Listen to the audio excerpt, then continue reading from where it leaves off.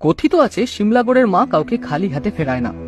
আসুন আর জেনে নিই সিমলাগড় কালীবাড়ি এবং সিমলাগড়ের মায়ের ইতিহাস। সিমলাগড় কালীবাড়ি পশ্চিমবঙ্গের হুগলি জেলার পান্ডুয়ার নিকটবর্তী সিমলাগড় গ্রামে অবস্থিত একটি প্রাচীন কালী মন্দির। এই মন্দিরটি বহু প্রাচীন কাহিনী এবং ঐতিহ্যের সাথে জড়িত। সিমলাগড় কালীবাড়ি প্রতিষ্ঠার সঠিক সময়কাল সম্পর্কে স্পষ্ট কোনো তথ্য না পাওয়া গেলেও কথিত আছে ডাকাতরা ডাকাতি করতে যাওয়ার আগে সিমলাগড়ের মা কালীর কাছে নরবলি দিত। মনে করা হয় 500 থেকে 600 বছরের পুরনো আমাদের সিমলাগড়ের মা। শোনা যায় শেরশাহের জিটি রোড তৈরির আগে থেকে মায়ের পুজো শুরু হয়েছিল। তৎকালীন সময় এই অঞ্চলটি শ্মশান ও ধুধু জঙ্গলে ঘেরা ছিল।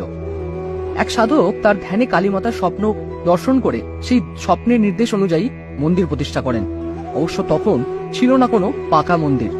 তালপাতার ছাউনি এবং মাটির দেওয়াল দিয়ে তৈরি এক ঘরে মায়ের আরাধনা চলত। আরো জানা যায় একসময় রঘু ডাকাতও এখানে এসে